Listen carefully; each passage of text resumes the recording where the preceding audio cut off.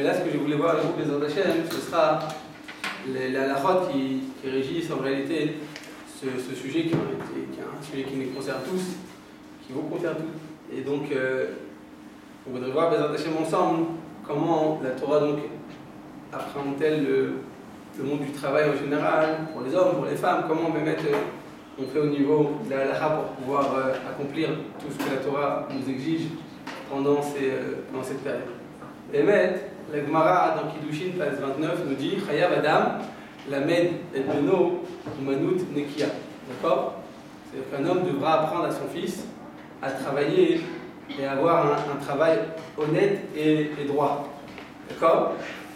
Et donc, la Torah nous dit clairement on doit enseigner à nos enfants un travail, un métier. La Torah nous dit la Gemara, même Gemara dans Kiddushin, elle dit celui qui ne fait pas ça, celui qui n'enseigne pas un travail à ses enfants, eh bien, Keilou, Melamdo, Listout. C'est comme s'il lui enseignait à voler. C'est comme s'il lui apprenait à voler. Pourquoi? Parce que pour pouvoir les parler, eh bien, pour pouvoir vivre, il faut avoir un travail. Pour pouvoir avoir un travail, il faut avoir une préparation, des études, un diplôme, un métier, apprendre un métier. Donc, on dit à Gemara, il faut apprendre à son fils un métier. Parce que si tu n'apprends pas un métier, tu risques de la mener au vol, de l'amener à la listoute, au gezel, au sheker, au mensonge, et ainsi de suite, tout ce qui peut être entraîné et découler donc du fait de ne pas connaître les halachot comme il se doit. Il dit, la Gemara dit là-bas sur place, quel métier on doit apprendre à nos enfants? On doit leur apprendre un métier, Umanut Nekia, un métier propre. C'est quoi un métier propre? Un métier dans lequel tu vas être honorable, tu vas garder ta dignité. Tu ne lui apprends pas, tu vas par exemple travailler dans les poubelles, bien qu'il n'y ait pas de sous-métier, comme dit le fameux dicton. Malgré tout, toi, Khatrila, ton enfant, tu ne dois pas lui apprendre ça. Pourquoi? Parce que l'être humain, il est attiré vers les actes qu'il accomplit tout au long de la journée. Si tout au long de la journée, tu accomplis un acte bas et avilissant, et bien toi-même, ta propre personne, ton être va se rabaisser. Donc l'être humain, eh bien, c'est une suite et c'est un ensemble d'actions. Et si tu agis positivement, tu deviendras une personne positive. Si tu agis négativement, même si cela est permis dans certaines conditions, eh bien tes actes négatifs vont te rendre mauvais. Ce professionnel, je crois qu'on avait parlé ici de percepteur des impôts, c'est ça qu'on avait parlé de ça?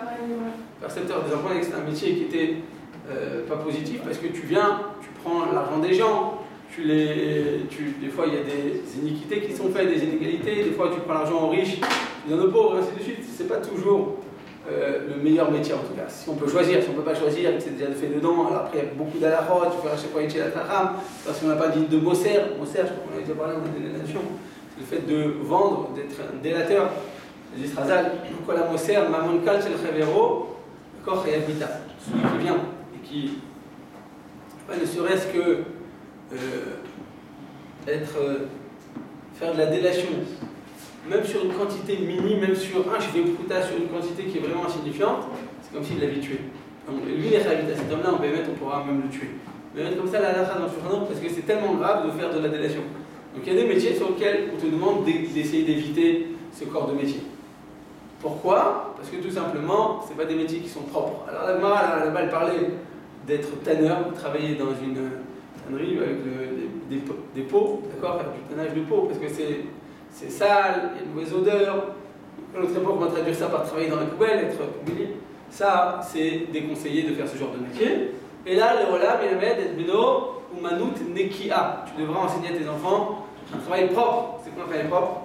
Et dans les bijoux, par exemple. Si déjà tu travailles dans un métier, alors pas un métier qui est plus fin, propre, qui va élever la personne. Il y a beaucoup de Chaziniens qui sont bijoutiers. C'est un métier plus ou moins qui était souvent adopté par Israël, ou d'être rentier, ou de travailler dans le vin, enfin, Rachid les 5 millions, et ainsi de suite. Ça, c'est des métiers, on va dire, plus propres. Si tu peux choisir, enfin, si tu peux pas choisir, tu peux pas choisir. Mais c'est en général ce qu'on recommande. Pas travailler donc dans des métiers qui sont trop bas. Mais maintenant, le Rachem Akadosh, il explique que l'être humain, je vous disais tout à l'heure, il est attiré vers les actions qu'il fait. Que le caractère d'une personne va se forger en fonction de ses actions. Et il parle là-bas des des Talianim. Talianim, ce sont des, comment ça s'appelle ça, ceux qui viennent et qui accomplissent la sentence négative, qui font du mal. Le bourreau, voilà. Il dit, même les bourreaux, il dit, même si c'est un bourreau, on va dire qu'il a été choisi, on va dire qu'il était à l'armée, il était à la police, et le roi lui dit, tu vas devenir bourreau. Il n'a pas le choix de le faire. Il dit bien, l'être humain, même s'il était bon au départ, il va devenir mauvais. Il dit pourquoi? Parce que Kivyachol nous dit le Rahim HaKadosh, après il va avoir soif. Il va avoir soif de sang. Tant qu'il n'a pas tué sa proie, il va se sentir mal. Par contre, Shoret, non, Shoret c'est déjà plus élevé. Tu prends un animal, tu ne fais pas ça sur un être humain. Donc Shoret c'est déjà plus élevé. Et c'est lui qui vient de cette. Parce que ça vient de, comment dire, chacun c'est des natures. Donc ceux qui ont un mazal sanguinaire, ça s'appelle la planète Vénus, eh bien eux, Mars, je sais plus celle qui est rouge, c'est laquelle? Mars. Eh bien, eux, ils doivent, nous dit Razal, faire un métier cachère dans lequel il y aura du sang. Donc, dans le premier choix, c'est Shoret. Deuxième choix, c'est Moël. Moël, c'est déjà plus fin, c'est déjà plus. Non, c'est meilleur. C'est-à-dire oui, c'est déjà plus fin, c'est déjà. D'accord. Et ainsi de suite. C'est-à-dire que, ou bien après, il va être Moréora, il y aura au Bédine, et il y a des femmes qui vont lui poser des questions. C'est-à-dire que, Béhémet, si. Il doit s'occuper à l'impuissant, alors c'est des choses quand même plus propres. Et donc, c'est-à-dire que chacun avec sa nature, nous dit Razal, le Rahim HaKadosh veut dire que ces bourreaux-là, mais ils ont soif de sang. Ils se sentent mal quand ils ne tuent pas leur proie. Et une fois, il y a quelqu'un qui travaille à la Chavra Kadisha, mais la Chavra Kadisha, tu vois, les gens ils perdent un peu leur sensibilité. C'est une très grande mitzvah, la Chavra Kadisha, c'est du Chesed chez les maîtres. Mais, quoi qu'il en soit, il faut toujours le faire avec autant de sensibilité. Si tu fais comme si c'était, comment dire, de la viande, c'est très grave. Et donc, on raconte qu'une fois, il y a quelqu'un qui était à la Kadisha, et ce jour-là, oh, Hachem, merci à Kadosh, il n'y a pas eu de mort. Alors on est parti voir le Kadisha, il dire comment c'était aujourd'hui le travail. Il lui a dit aujourd'hui c'est un jour mort. Parce qu'il avait l'habitude de devenir. C'était son métier, quoi, donc il avait pris goût. Donc là, il prend goût à ce qu'il fait. Donc c'est un recette que j'avais fait. Pourquoi il vient par exemple Parce que si tu prends pas goût à ce que tu fais, alors il n'y a pas de Kiyum Laolam. Parce que tout le monde va vouloir devenir bijoutier. Alors après, il n'y aura plus de gens qui vont travailler dans les macolettes, puis il n'y aura plus de chouchati, il n'y aura plus de gens qui vont dans les bourses. Et si tout le monde fait la même chose, alors Diakadosh pourquoi Hachem il a fait en sorte que chacun ait ce qu'il fait. D'accord? Mais Razal, jusqu'à où ça va? Jusqu'au fait que même un animal, même un chazir, il aime les galguels dans la boue. Il aime ça, il en prend plaisir. C'est ça, c'est dégoûtant. Oui, mais Akadosh Baruch Hu a fait en sorte que pour qu'il y ait un kiyum laolam, pour que le monde entier puisse tenir, il faut qu'il y ait un équilibre, il faut qu'il y ait une symbiose, et donc chacun va s'investir dans un corps de métier différent et il va aimer ce qu'il fait. Heureusement qu'il aime ce qu'il fait, sinon eh bien, il n'y aurait plus de kiyum laolam. Le monde ne pourrait pas tenir, parce qu'on ne peut pas tenir que sur une branche de métier, que sur un domaine précis. Et donc. Ça n'existe pas des gens qui aiment pas ce qu'ils font? Comment? Si, ça existe, mais c'est pas recommandé. Il vaut mieux faire ce que vous aimiez. Il vaut mieux faire ce que. Parce que si vous n'aimez pas ce que vous faites, vous allez faire sans cœur, vous allez. Et chaque fois qu'il y aura un projet de maladie, là, je suis malade, je suis fatigué, tu trouves une excuse, parce qu'on n'aime pas ce qu'on fait. Donc il faut aimer ce qu'on fait. Il faut aimer ce qu'on fait, donc on s'investit corps et âme. Quand tu t'investis corps et âme, tu aimes la chose, tu prends goût à la chose. Et si une personne, eh bien, elle n'aime pas ce qu'elle fait, c'est un problème. Il y a plein de raisons si c'est de la Torah, elle doit le mettre pleurer pour ça, parce que si on n'a pas cet amour, alors ça se travaille, et plus tu vas t'investir, plus tu vas aimer. Je vois des gens qui font des filotes. Plus ils font des filotes, plus ils ne s'arrêtent pas, ils ont envie d'en faire d'autres. Je vois ça, c'est-à-dire c'est une sorte de cercle vicieux, la même chose dans la Torah. Plus tu as de la Torah, plus tu vas en vouloir plus. Et moins tu en as, moins tu en veux. C'est vraiment un cercle vicieux, c'est vraiment comme ça, je lui dis, c'est Badou Koumnouzé. Chez tous les abrikim que j'ai vus, moi-même Marie, que je suis occupé de ces couples-là, j'ai vu que le Havrer qui commence comme ça de tout son cœur, il rentre toute sa vie, il rentre sa femme, ses enfants, tout le monde rentre dedans, et celui qui fait sans cœur, à un moment ou à un autre, c'est pesant, et puis après la première occasion, il va partir à Hawaï, pour être à Tahiti, parce que finalement il s'est trompé. Donc BML, eh bien, tout simplement, il a fait un chesed, que tout le monde aime son corps de métier, et c'est comme ça qu'on devrait être, en tout cas, à tel point que même ce chazir-là, il aime les galguels dans sa musique. Et donc, quand tu apprends un métier à ton enfant, tu lui apprends un métier fin, un métier qui va élever la personne et pas qui va le rabaisser. Donc, on apprend à quoi? Quel rôle? La méthode, être benou, manout, c'est obligé d'apprendre un métier à ton enfant. Parce que si tu apprends pas de métier, eh bien, Kéloum, il aime de l'istoute, comme si tu l'apprenais à voler, nécessairement. Il ne sait pas travailler, il ne sait rien faire de ses 10 doigts, il va avoir besoin de manger, il va avoir des nécessités. qu'est-ce qu'il va faire? Il va voler chez Mishma. Là-bas, la fameuse chanson que vous connaissez tous, Rabbi Meir, Omer, Mania Chanet Kol Omanuti Baolam, Veni Melamed, Ni Ela. Vous ne la connaissez pas, vous voulez qu'on la fasse? Ça, c'est la mimique. Torah. Voilà, Torah, exactement. Donc, c'est là-bas que la Rabbi Meir, c'est dans cette marque de Kiddushin, page Kaftet, page 29. Quoi qu'il en soit, on doit, enfin, donc on comprend explicitement, on devra apprendre un métier. Et bien, c'est Kachanifsa dans Shulchan Aruch, vous écoutez bien ce Shulchan Aruch, à mon avis, vous ne l'avez pas entendu souvent ce Shulchan Aruch, écoutez-le bien. Il dit Shulchan Aruch, Siman Kuf Nun Vav, donc chapitre 156. Comment vous allez vous rappeler qu'il est là? Parce que Shulchan Aruch, il est écrit chronologiquement, c'est-à-dire depuis le matin, au dernier, les brachot, après la tfila, après Kriyat Torah, et là, il faut aller, dès que tu finis sur la synagogue, Siman Kuf Nun, il y a écrit la lechet mi bet hakneset le bet hamidrash, quand tu finis de prier, tu dois étudier. Et après, c'est quoi le siman d'après? Seder, Masa Matan, comment travailler. Donc siman Kuf Nun Vav, qui vient immédiatement donc après les lois de la tfila du matin, les lois du bet hakneset, eh bien, c'est les lois du travail. C'est pas là en réalité. Le travail en réalité, c'est dans Prochain Mishpat, c'est le truc des Daïrim. Mais là, tu dis dans ton quotidien, à quel moment tu entres, tu vas organiser ta journée de travail. Tu dis le Shulchan Aruch. Après, tu devras aller travailler. L'école Torah chez Nima Melacha, sauf avec chaque Torah, donc il n'y a pas de travail. Et finalement, cette Torah, elle est vouée à être à la perte, à être annulée, parce que finalement, il va arrêter d'étudier. L'ego, si tu ne travailles pas du tout, et que tu apprends comme tout à l'heure, tu fais des embrouilles, tu risques de voler. Qui ni a viré nous, parce que la pauvreté, il lui faire perdre la tête. Et à cause de ça, il dit bon, bah, c'est bon, je fais ce que je veux, allez, je suis pauvre, et il se met dans une situation dans laquelle il est dans un besoin constant. Mais comme Loya, c'est l'artoïka, malgré tout. Si tu dois aller travailler, si c'est une nécessité, parce que tu n'as pas le choix, parce que tu as besoin, parce que tu as une famille avec tel et tel besoin, et que tu n'arrives pas à trouver une solution, Loya, c'est l'artoïka. Ne fais pas de ton travail ton acte et ton occupation principale. Et là, Haraï, ta Torah, elle devra passer. Ta Torah devra être le principal de ta journée, que ce soit en qualité et même aussi en quantité, comme il dit là-bas, Tapiro hier, 9 heures par jour, c'est quand même quelque chose pour une personne qui travaille, d'accord? Et là, Haraï, Torah Tokeva, donc que ton travail soit minime et que ta Torah soit le plus important. Vézé, alors dans ce cas-là, et la Torah et ton travail vont s'accomplir et vont être durables. Mais Samitan Bemouna, il devrait être un homme honnête dans son travail. Parce que tu travailles, eh bien, tu devrais être le plus honnête possible. Tu devras être vigilant de ne pas mentionner le nom de Dieu en vain.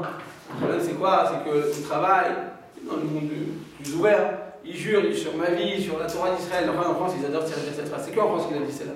Sur la Torah, d'accord, c'est pas la phrase de chien, je ne le dis pas. Mais ceux qui disent ça, c'est que sur la France, c'est qu'en France qu'ils disent ça. Alors, on va voir, et c'est mentionné dans le Mishnah Brura, vous allez voir pourquoi. Chez Chazve Chalila, nous dit, chez Kol Makom, chez Askarat Hashem Metsuya, Mita Metsuya, tout celui qui mentionne le nom de Dieu. Celui qui jure en vain, une personne qui va jurer en vain, Chazve Chalila, Mita Metsuya. Alors ça va amener la mort, le Aleinu, le Alechem, les herbes, les Shabbat, Filou Behemet.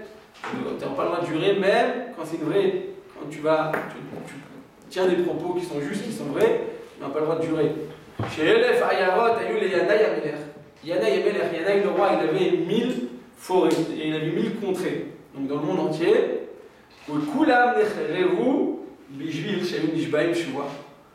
Et il a tout perdu parce qu'ils avaient l'habitude, ses employés, son armée, ses envoyés, eh bien, ils avaient l'habitude toujours de jurer. Donc à cause de ça, il a tout perdu ce qu'il avait.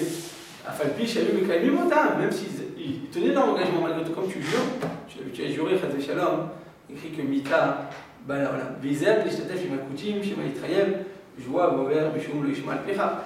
Donc même quand tu fais du business avec les goïms, il faut être très vigilant de ne pas t'engager, parce que tu dois tenir ton engagement. De là, on apprend peut-être explicitement que le travail est oui mentionné dans le Shulchan Aruch, et que c'est une possibilité qui est tout à fait envisageable quand, bien entendu, on est dans les bonnes proportions, comme on a vu hier pendant le Shabbat. Alors vous allez dire, une seconde, alors dans ce cas-là, les Brichim, ils sont où là? Ils sont au Shulchan Aruch, enfin, exactement. Alors le Biur Halacha, sur place, il écrit il écrit déjà, mais c'est quand aussi, c'est une très ancienne impression. Le bio le Mishnah Berurah, Chafetz Chaim, il écrit comme ça. Kadwa Sfarim, chez Zéou Neymar, les clals à Olam. On te dit, tu es obligé d'aller travailler, pourquoi? Parce que si tu ne travailles pas, tu risques de voler et tu fais de la vérote. Donc tu n'as pas le droit d'étudier la Torah sans travailler. N'est-ce pas? C'est écrit, sinon je vous l'ai lu. Vous avez fait attention. Je dis le Mishnah, le bio Halacha, donc le Mishnah Berurah sur place. Chafetz Chaim, il dit comme ça. Chez Zéou Neymar, les clals à Olam. Ce qu'on t'a enseigné, que tu n'as pas le droit de faire que étudier la Torah sans travailler. C'est vrai pour la majorité du monde. Chez elle, pour la Mecholim Diskot, l'Arlot Madriga, Rama, Zo, Liot, Iskam, Rak, Torah Levada. Est-ce que pas tout le monde a le mérite de pouvoir étudier la Torah sans arrêter d'en faire tout son essai que dans ma tête j'ai que de la Torah? Pas tout le monde a ce mérite, nous dit le Mishnah Berurah. Aval Anashim Yechidim, par contre les gens qui ont ce mérite, les gens qui sont Yechidim et qui sont singuliers, pas le klal du Ram, pas tout le Ram Israël, mais certains en particulier, il pourra, oui, sur une situation dans laquelle il ne fait que étudier la Torah. Il pourra, oui, rechercher cette proximité avec la Torah constamment et ne faire que étudier. Mais c'est le marque d'Afka Harbe. Écrit la Gemara dans Brachot et pose la question. Est-ce qu'on doit faire que étudier la Torah ou on doit travailler et étudier? C'est déjà une marque qui est dans la Gemara, c'est pas que vous qui vous posez la question. C'est une marque qui est dans la Gemara de Brachot, page 36. Et Rabbi Shimon Bar Yochai, il a dit quoi? Il dit, moi je fais que étudier la Torah. Je travaille pas. Et là-bas, la Gemara dit quoi? C'est quoi la halakha? Elle dit, beaucoup ont fait comme Rabbi Shimon Bar Yochai, vélo, ils n'ont pas réussi à étudier tout le temps. Ils n'ont pas réussi, ils n'avaient pas la tête, ils n'ont pas eu de capacité, ils n'ont pas eu de bracha. Dans la Limoud, ça n'a pas été durable. Mais il a écrit quoi là-bas? Le Mishnah Berurah, il dit Dayek. Arbel! Beaucoup ont fait comme Rabbi Shimon, ça n'a pas marché. C'est-à-dire que des Yechidim, oui ça marche, oui c'est envisageable que les Yechidim puissent étudier constamment 24 heures sur 24 et d'avoir que de la Torah dans la tête. Ils sont du tout les à sec, mais il y a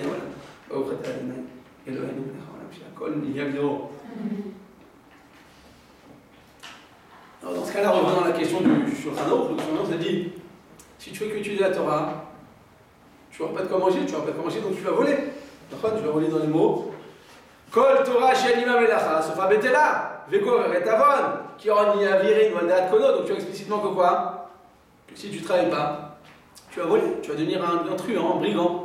Et j'entends des fois en France, des gens sont très bakpidim quand c'est du oui, vous les rabbinim, il n'y a que des voleurs.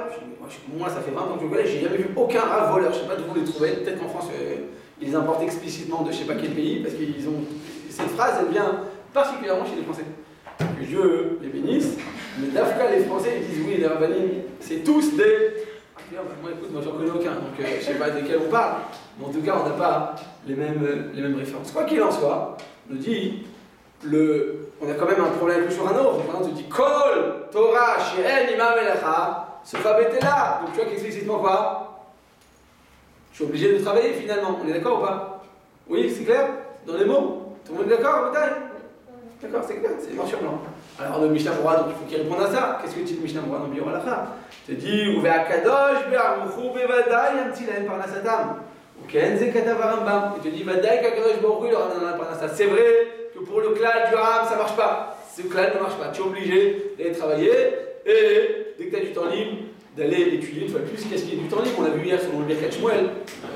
C'est une heure par jour. Mais en tout cas, c'est pas tellement applicable à notre époque parce que les gens, le mec, ils étudient une heure.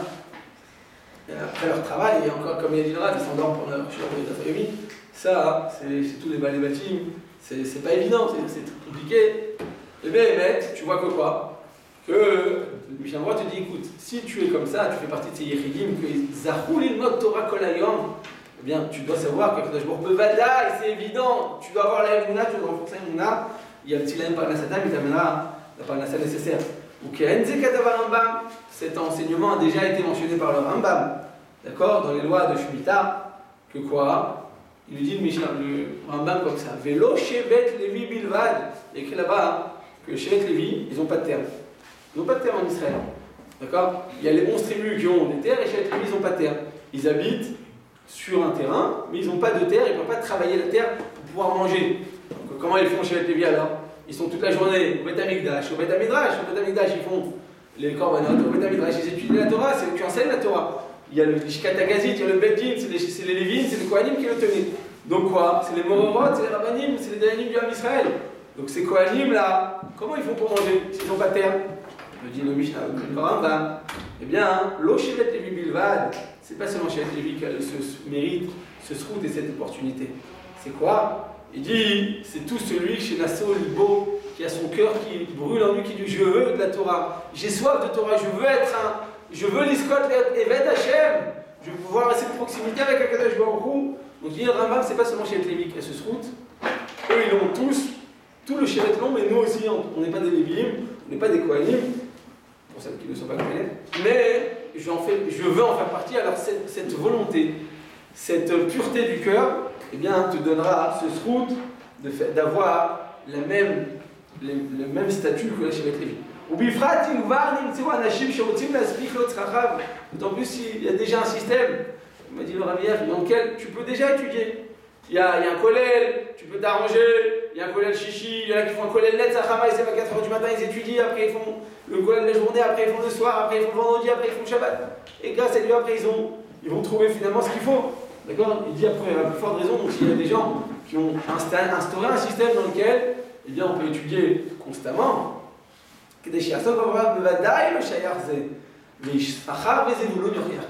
La preuve explicite, tu vas dire non, mais tu vois qu'il y a écrit dans le Shulchan Aruch, c'est souvent les gens te disent ça, ils disent ouais, c'est un Shulchan Aruch, il y a écrit dans la Torah qu'il faut travailler, tu as raison. Il vient le Chavetz Chaim, il te dit Issachar et Zvulun Yochiach. Déjà à l'époque de la Torah, Issachar et Zvulun, c'était le pacte parfait. Là, il allait travailler, il ne pouvait pas étudier tout le temps, et l'autre, il pouvait étudier. En ton honneur, comme dit le Rav Yair, qu'on appelait la Torah au nom de son frère. Pourquoi? Parce que ça a été par son mérite. Donc tu vois que c'est écrit explicitement, n'est-ce pas? On est tous d'accord que le Mishnah Berurah dit, mais une fois de plus, il ne faut pas dire ça au grand public. Au grand public, il faut dire explicitement qu'il faut travailler, c'est une mitzvah de travailler. Mais quand tu travailles, il y a des agbalot, il y a des halachot, tu dois être le plus honnête possible, et ainsi de suite. Tu ne peux pas faire ce que tu fais, c'est pas la fête au village. Comment? Pourquoi c'est une mitzvah de travailler, c'est une classe? Vous avez raison, mais comme c'est une nécessité, donc si vous ne faites pas ce qui est nécessaire, ben c'est une avéra, comme ça du Shulchan Aruch. Achar kach yilech l'asaka. L'école Torah Shem Lema Melacha, sauf à Betela, mais Goret Avon. Si on n'étudie pas, si on ne va pas aller travailler un moment à un autre, eh bien, Chad Shalom, ça risque d'entraîner en tout cas de la verre. Le Vadaï, il ne faut pas être un chassid dans le travail, c'est ça le problème. Les gens, ils en font une chassidoute. Ça devient toute leur vie. Tout le temps, ils sont en train de travailler, de penser à ça. Et ça, je les vois, les gens, ils arrêtent. Je leur dis, qu'est-ce que tu fais dans la vie? Ils me disent tous la même chose. Qu'est-ce que tu fais? Je dis, bah, je suis docteur, je suis avocat, je suis médecin. Je lui dis, non, qu'est-ce que tu fais comme Sougia? C'était ma question, c'est de savoir qu'est-ce que tu fais dans ton émoute, qu'est-ce que tu fais réellement d'éternel, pas qu'est-ce que tu fais de tes mains. D'accord? C'est-à-dire qu'on s'arrête très souvent à ça, ça devient le but de notre vie. C'est ça, c'est que après les notions, elles sont rejointes. Tu t'es tellement investi dedans que ça devient toute ta vie. Ça devient le Icar de ta vie, ça c'est dommage. C'est ça, on n'a pas le droit d'en faire un Icar. On a dit, c'est soit un tafel, si tu le fais, ce soit tafel. Mais l'oya assez melarto Icar et la rail. D'accord? Vetorato kema. C'est clair, montagne? Donc on va. Donc en quelques mots, le résumé du Shabbat d'hier, entendu, je ne sais pas expliquer dans tous ces aspects, mais en tout cas, c'est noir sur blanc, c'est écrit dans le Shulchan Aruch. Donc pourquoi on a amené donc ce Shulchan Aruch? Donc tu vois que quoi qu'il arrive, pour le clan de Israël, eh bien le travail, il est oui considéré comme étant quelque chose de nécessaire, et je dis même plus, une mitzvah quand il est bien fait, et quand tu es honnête dans ton travail. On a dit malgré tout, même si quand tu vas travailler, tu dois faire attention de ne pas jurer, de ne pas omettre des jurements de ta bouche, parce qu'en réalité, cette joie-là, de Shalom, c'est très dangereux. Mais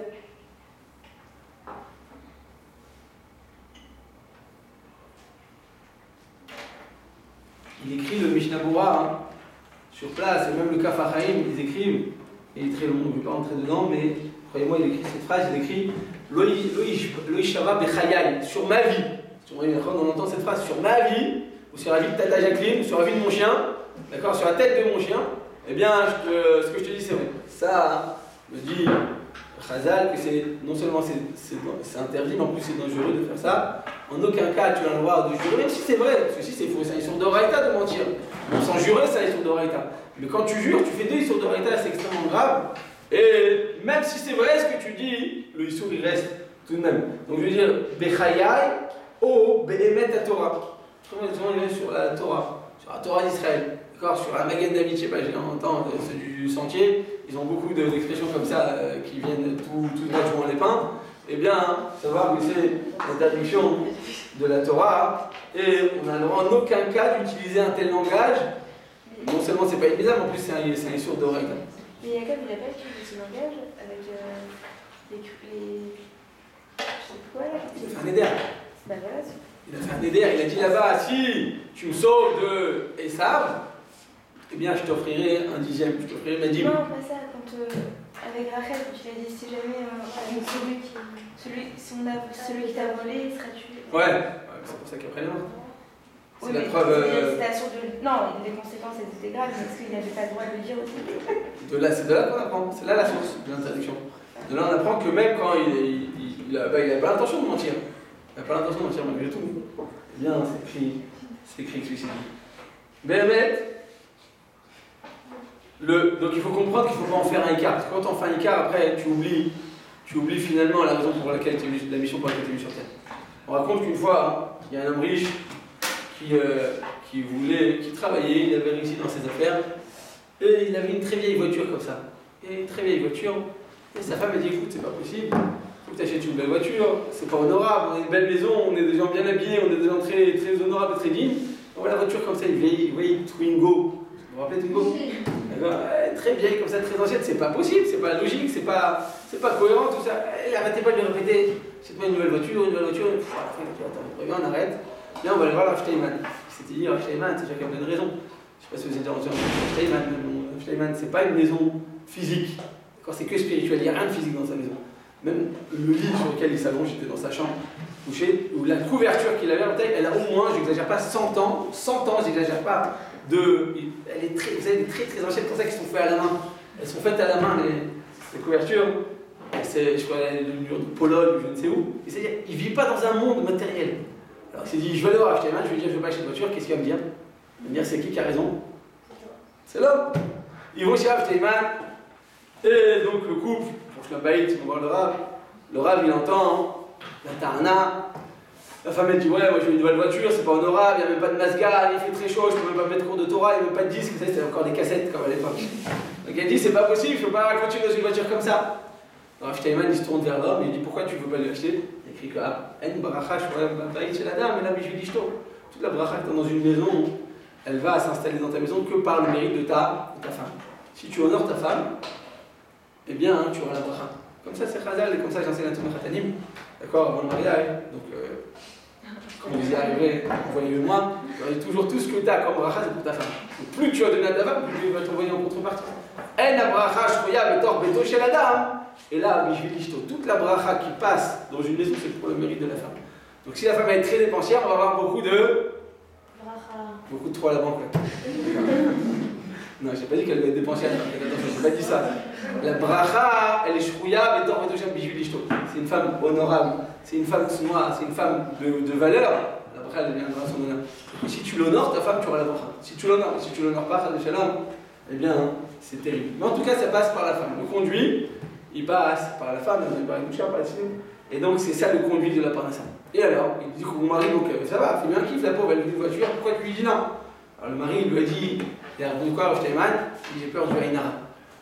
On est dans un quartier comme ça, tout le monde va voir, j'ai une nouvelle voiture, très classe, une voiture comme ça, président, je sais pas comment il s'appelle, voiture, ça au président, non, comment on dit? Oui. Ouais, une voiture présidentielle, comme ça, une très grande voiture, et tout le monde va me regarder dans la voiture Haïnara. Steinman, il dit, il va faire Haïnara. Il dit, oui, bien sûr. Il dit, mais dis-moi, est-ce que tu connais une masséchette? Il montre comme ça à la bibliothèque, il dit, est-ce que tu connais une masséchette là parmi toutes les masséchettes qu'il y a là? Tu en connais une? Il dit, ah non, moi je travaille toute la journée. Il dit, est-ce que tu connais un pérec? Un chapitre d'une Gemara. C'est pas énorme. Il dit, pas du tout, non, je ne sais pas. Il avait peur qu'il lui fasse un mifran, donc il a préféré vendre des armes avant le combat, comme Vercingétorix avec ses armes. Donc il a jeté le film. Donc il dit, est-ce que tu connais au moins une date de Gemara, une seule page? C'est pas beaucoup, une seule page. Il dit, ah non, franchement, non, pas tellement. Alors je il dit, pourquoi tu crois que les gens vont te mettre du Haïnara? Tu crois qu'on veut te ressembler? Tu as une vie, tu n'as rien de spirituel, tu n'as pas de Torah, tu crois que quelqu'un va te vouloir te ressembler? On a de la peine pour toi. Tu es plus mesquine que. Tu es plus à envier, comment on dit? À peiner que. à plaindre plutôt qu'à envier. Une personne comme ça, personne ne pourrait lui dire ne t'en fais pas, personne ne veut te